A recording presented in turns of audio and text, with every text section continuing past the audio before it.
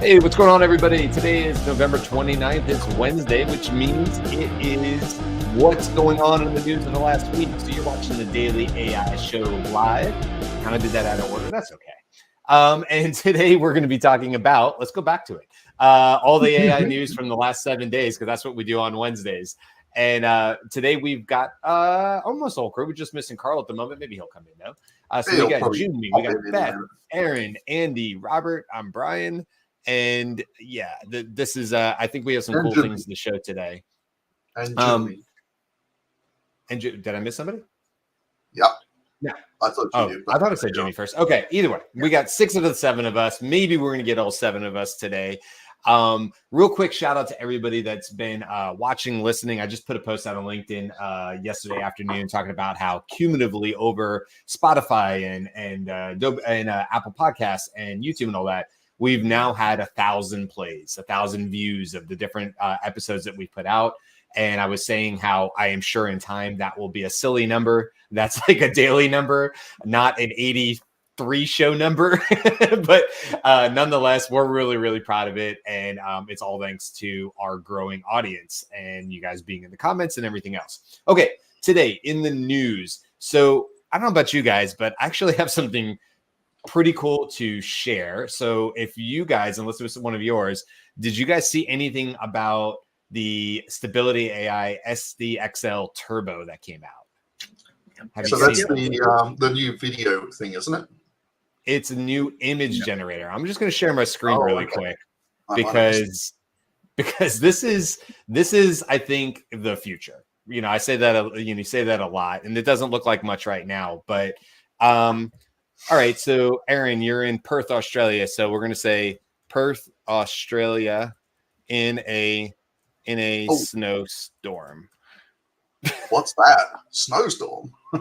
Exactly, right? Or like the one I used earlier, a baby robot holding the hand of an adult robot while walking in the city. Look at the fingers on their hand. So if you're listening to us, light snow. What we're seeing is Brian sharing a screen and the images are being created almost at the exact time that he's saying them. And typing. I mean, it's almost real time for the typing. Yeah. It's adjusting the photo. Now you can go to clipdrop.co, and you can actually test this out for free. Although I will tell you, you get about 1 try. So if you think of something you really, really want to see, and you can give it a try, but it definitely isn't perfect. I mean, like a lot of things, the hands get jumbled and stuff like that. But like a lion jumping into a pool, right? So it's pretty impressive. It's not, and that's photo. That one is photorealistic. That was it was right, but by the end, it had 3 tails. Photo of 1920s New York.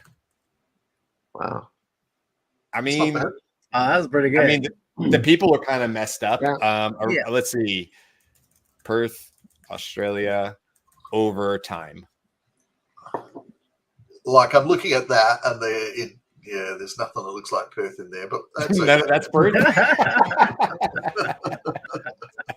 Let's see if you just do Perth. The other thing I noticed in the first one you did was the cars were on the right hand side of the road instead of the left hand side. So okay, let's start with an easy one. Is that Perth, Australia? No.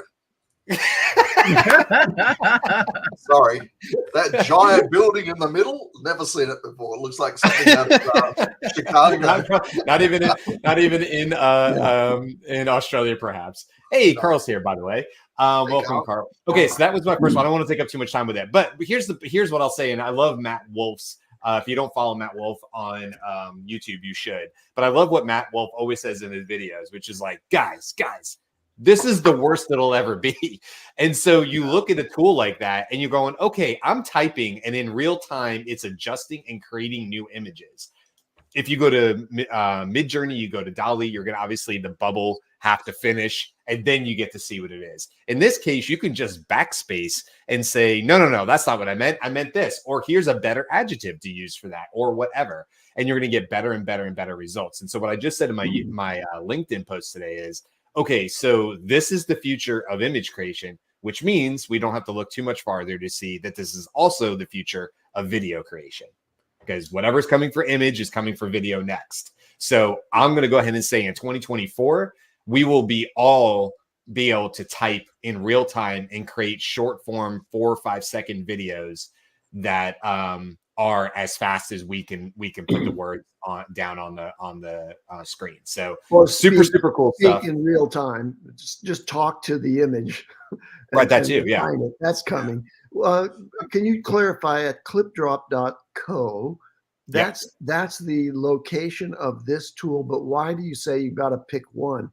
Are you saying it's really expensive to do what you just did, or what's the price? No, you can try it for free. So clipdrop.co is owned or run by Stability.ai or Stability AI. I think it's .ai. And so this is where when I was looking at the news article, this is where it pointed me and it said, hey, go use our tool, clipdrop.co by Stability AI to do it. And what I was saying as far as pricing is you can do 1 to 2 for free if you just want to try out the tool and try something fun, and it'll create the image. Beyond that, it says you hit your usage limit. But because I wanted to use it for today's show, I went ahead to paid for like a 1 month just to kind of mess with it, and that was $13. I think it's like $9 if you do the annual plan. So again, this is an AI tool where I would not do an annual plan because something may leapfrog it in 2 to 3 months, and I may be upset I paid the $100. But just to try it out, to test it out, yeah, the hands are jumbled like old school Midjourney. So there's definitely some advancements in there and stuff. But here's the thing, man, we already know all this stuff is going to get smoothed out. So I'm not even worried about it not being perfect today. I think it's really, really cool though, that it's doing what was a whole diffusion process is happening in real time, essentially. Just the processing power of that. Okay, I don't want to stay too long on that one. I already took a couple minutes on that, but that was what I had for the news, and I have a few others, but I'll throw them at the end of the show since we have so many people on here. Who wants to go next? On something about that, Brian. You're talking about how quickly things are going to improve in video.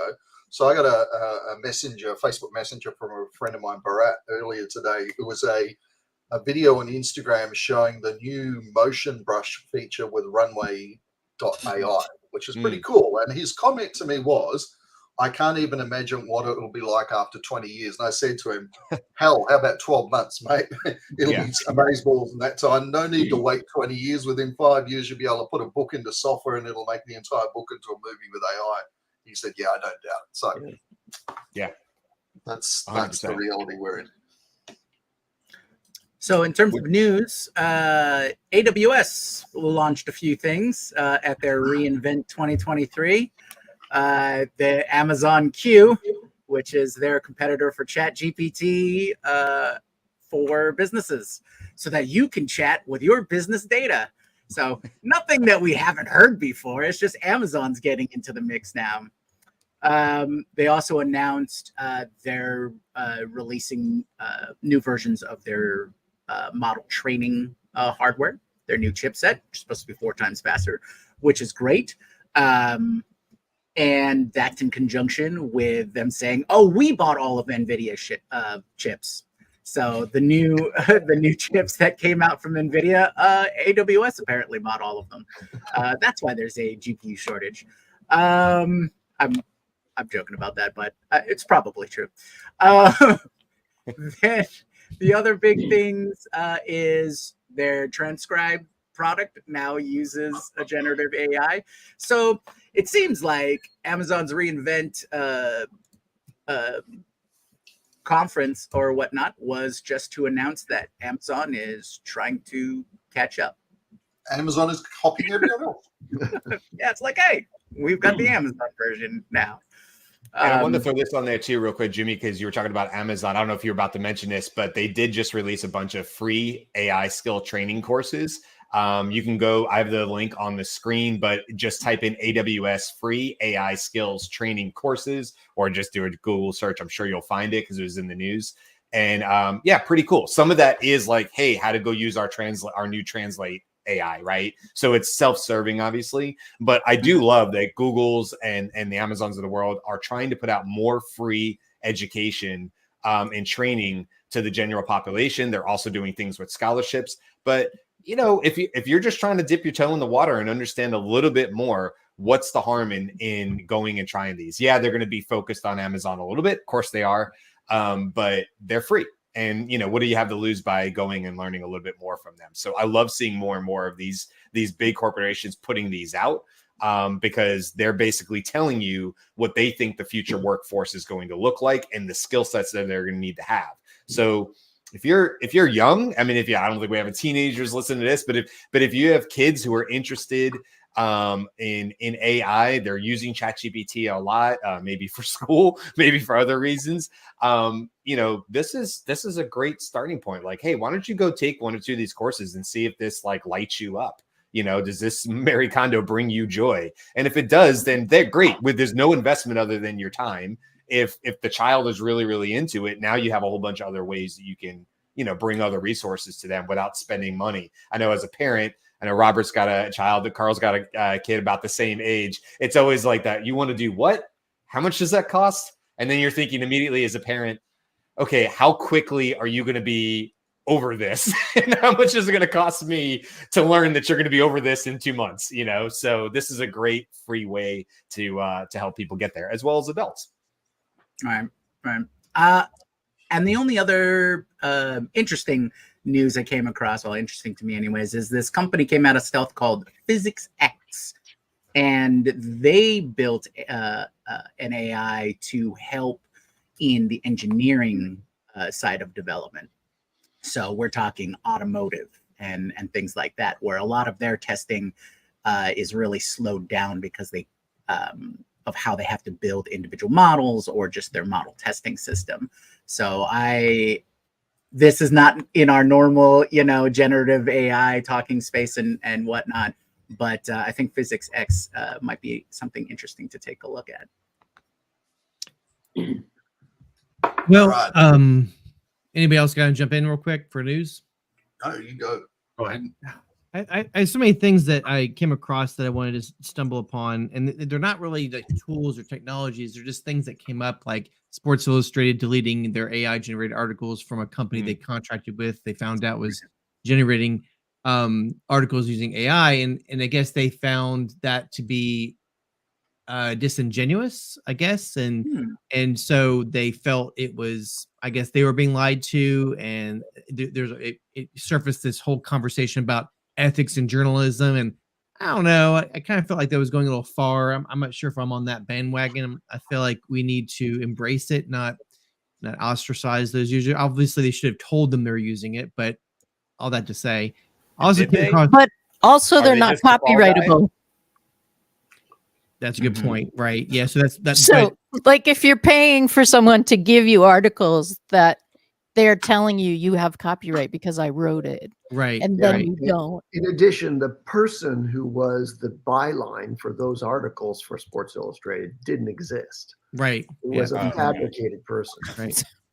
So there's a much lot of problems. there's a lot of issues surrounding this, but you know, which I guess is a whole topic for another show. But I thought that was interesting that they made a stance. They basically got into the news because of this, and that's going to really shift a lot of where creators and companies that are hired to write articles, you know, where they land. So another one that came across my desk that was interesting. I think Ethan Mollick published it in X about a medical prompt that was outperforming the fine-tuned LLM models that were used for medical training, meaning it was a highly sophisticated medical prompt, and they were put it side by side with a fine-tuned language model that was using Palm 2, and it was basically a medical LLM. It was outperforming it as far as, I thought it was interesting. Like, so now we're getting to, GPT-4, was it? oh gosh, man, I wish I think it was GPT-4, to be frank. Yeah. What was it? Was this the radiology one? No, this is a different one. Okay, because there's a radiology report that came out too, similar to that. But I don't think it was outperforming another LLM. They were just talking about GPT-4, same thing, doing test samples and looking at radiology reports and how the findings were in line with radiologists and actually comparable in some cases. And they were just making the point of, hey, if this is the beginning, what is AI going to be able to do, you know, with reading complex medical imaging and reports? And also, I thought it put a good point at the end, Robert, just sort of like on future of radiology, medical community work with science stakeholders, technology policy to determine appropriate use of the tools. But it also just talked about how this could be a great way for helping, what would be the word, disseminate information to the patients in a more empathetic way. Yeah, 'cause doctors Which suck is to at say it. radiologists are not empathetic. I think that was the subline. Maybe no, obviously Yeah. not the case, but I thought that was interesting as well. I think it is the case. I think doctors are getting less and less good at bedside manner. It's ridiculous. At least my experience. They've never been good. have they? Mustafa Suleiman tweeted yesterday about a new AI system called Sturgeon, which is redefining brain tumor surgeries because it's able to, what is the word, sequence. Yes, it's able to sequence the biopsy that they're doing. I think it's the biopsy. It's able to sequence whatever you sequence in the brain tumor surgery real time. So it happens within a 90-minute window as opposed to the more typical much longer. And if you guys can hear that, I'm gonna go on mute. Sorry. That's how we did hear it. The I next also- one I want to jump in. Sorry, just one more thing is I'm changing subjects, Jimmy. So if you want to jump in on this one. Oh yeah. So really quickly on the medical side of things, there's been excellent work done in the protein modeling. Oh yeah. Right. So normally protein modeling takes forever to do because of the pre-existing methods. They have to do this splatter chart thing and reform it, and takes years and years to analyze any particular sample. But with AI, they can generate every variation of protein sequence, and that helps the entire process cut down by years. So I thought that was really exciting. Yeah, I think medical is going to be really the benefit factors of AI more than other industries. And a lot of people are complaining, as you know, Carl, the guys in Australia, not you, Aaron, but the other guys you listen to, they're kind of bullish on the technology, and they're kind of like, it's just crap. Yeah. I can't do an Australian accent, but they're so cynical about everything, thinking like it's like a novelty. Every technology is a novelty to them, and I'm not quite in agreement, because I'm finding, but I see what they're saying is like, where is the industry changing? Where are companies 10xing? They're still not developing and implementing in a way. But anyway, so I'm kind of touching on these things because these are topics that I think are creating a format for how companies are moving forward. The next one I want to share is Meta's Cicero. Now, this is kind of a unique project, is where it's an AI that was an AI agent specifically that is achieved human level performance in the strategy game of diplomacy. And I'm a big board gamer. If anybody knows me, I have like hundreds of board games, but this game is quite interesting because it's really about playing, diplomacy. It's exactly what the name entails. So why is this so important? Why am I bringing this up? Because this shows that AIs can be manipulative, and I don't mean that in a Chicken Little way, but they're understanding how to communicate and understand what the other person wants. And for example, Cicero might negotiate tactical plans with another player, reassure an ally about its intentions, or discuss the broader strategic dynamics of the game. Like this is big, So this is an AI that's been able to do a good game of diplomacy with humans. Is that not a Turing test? I mean, come on. What are y'all thoughts on that? I think you're right. It definitely highlights the more intricate, I would say, aspects. I definitely want to read up on that because I did not hear about that. Mainly because I'm a big 4X gamer, so I would love to see some really good AI opponents in the next edition of Civ. But in a more broad sense, I think you're right.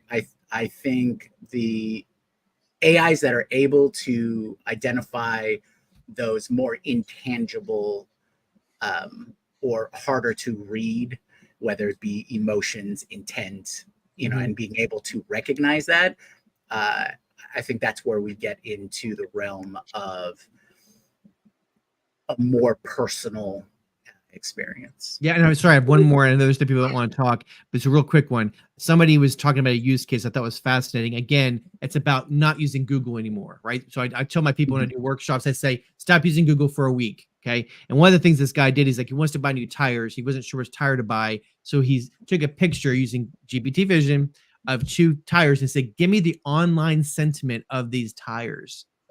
And basically, wouldn't you have just done that with Google like a year ago? It's like you Google the tires, find out about them, read about them, what the goods, the negatives. GPT is doing a Google, and you're able to do it with Vision even better, specifically the tire you want to purchase. I thought that was a brilliant indictment of how Google is falling behind. Oh, I can talk about Google forever, but Don't get Carl started on Google. So Jude, it was when you were saying about like, and Robert, you're talking about like opponents for video games. Just reminded me of the Andrej Karpathy like LLM talk that he like put up on YouTube, where they were talking about system 1, system 2 thinking, right? System 2 thinking, you needed to think through it a little bit more, actually think through the actions, which is really interesting. So imagine the opponent isn't just reacting or doing, using prediction, but actually thinking through what it should do, what it shouldn't do. And, we're going to cover this on Friday about like Q learning and then how all that. The one news that I want to point out, it's a marketing news. It was on X. There is a person named Jake Ward who came out and he put out how like we pulled off an SEO heist, stole 3.6 million total traffic from a competitor. And what essentially he did was he took a competitor's sitemap, turned that sitemap into a list of URLs, turned those URLs into articles, and created 1,800 articles at scale using AI, and then quote unquote stole the traffic from a website. 3.6 million traffic, 490,000 monthly traffic a month. And it was, I want to pair it with there was an article written by The Verge, November 1st, The People Who Ruined the Internet. And it just, it connects back to your point, Robert, about like, yeah, in terms of what you can literally game anything using AI now because you can create content at scale. Mm-hmm. So everything that's being created from a written perspective, and I would assume video next year, the year after, there's going to be such a deluge, like a huge avalanche of it. So I don't know. It was just a fascinating point. And then, you got a lot of marketers saying, well, obviously that's not right, but like, what kind of money they can get out of it and so on.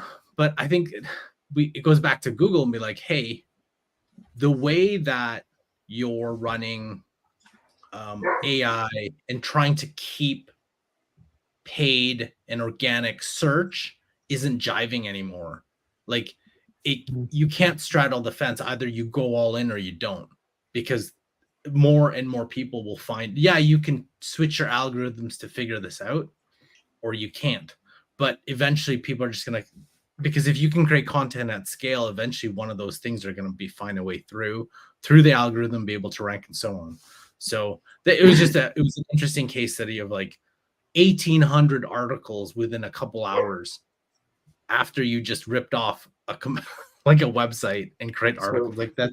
Crazy. Real quick on that, Carl, if you guys, since we have everybody here, I think this actually makes a whole show topic for next week. I actually thought about making this a topic for next week because I think this is really interesting. I don't want to get into here and get away from the news, but what I would love to talk more about on is, it's like if you're trying to find the arsonist, just look around the corner because they're probably there to watch it burn, right? And I think this guy was like, I've got to let people know I did this. Like he couldn't keep it internal. He was like, I'm sharing this with everybody. I have to let people know we did this. And there was a huge, we'll talk about it, but there's a huge backlash. People are like, you're ruining the internet. And I'm like, yeah. And every single company around the world is like, hey, can we do this? Is this possible? So my take on this is, and we'll talk about it maybe next week on a different show on this topic, is my take is burn it to the ground. I say everybody do this because what comes out of the back end of that is more human, empathetic interactions that are going to be better wholesale. So yeah, it's been commoditized. Yeah, you can write 1,600 blogs now that get Google SEO ranked. Yeah. But when everybody can do that, it doesn't matter. And now you have to differentiate a different way. And Aaron, you and I were just talking about that. So I think that's a great topic for a whole show because it's super interesting about how everybody got super mad at this guy. And at the same time, it's like, that's because he's first. They're mad because they're giving away secrets, their own secrets, right? I want to do that. Exactly. Oh, you shouldn't do that. You're ruining the internet. Also, by the way, internal tech team, is that possible? And can we deploy this by tomorrow against our competitors? Right. Well, it's interesting because people were saying it's wrong, but then they came back with like, I generated X amount of pipeline with SEO, blah, blah, blah. And I was like, okay, but you're kind of and then some people are like, well, don't do it that way, do it this way. And you're like, but it's kind of the same thing because hasn't SEO been gamified for decades now? Yeah. Come on. So like you either steal another person's website or you do whatever, but you're just scaling the amount of content that you're creating. It's all the same to me. So it's like, yeah, I was like, you're right. I never thought about this, but yeah, let's burn it. Like Google should disrupt itself because I don't like your ad business doesn't jive with what everything that's going on, especially we had a good conversation about that offline yesterday. Yeah. Well, like if you can take pictures and be like, hey, give me the best deal, or is this the best deal for whatever? And it's going to go find something for like, that's what I would use these things for. So yeah, it was a fascinating thing. And then fascinating the comments that came out of it too. Okay, we got about 3 minutes left, but yes, I want to get to Andy and I want to get to Beth because you guys have not had a chance. Andy, you always have super cool news. Maybe Andy, we'll start with you and Beth after Andy, if that's cool. Okay, I have two things. One is something that's not news to you guys, but I think the audience needs to know about it. There are a couple of Stanford PhD and engineering students in AI. They came up with an idea. They quit Stanford and they launched this company called Pika. And they just yesterday announced that they had secured a round of $55 million. And the investors were name any major AI company CEO, and those are the investors. So they recognize that what these guys are doing, Pika Labs, is so impressive that they want a piece of it. So it's just amazing how the market space of AI is congealing around these leaders, and then a couple of people with some brilliant ideas and advancing it can do it. So check out Pika Labs. It's in the video space, so that's interesting. Another thing that's not really so high level is that there's been a lot of interest in GPTs. And one of the things that kind of came onto our radar was, when you launch a GPT, and it's not even available in the public marketplace that OpenAI says that they're going to make available.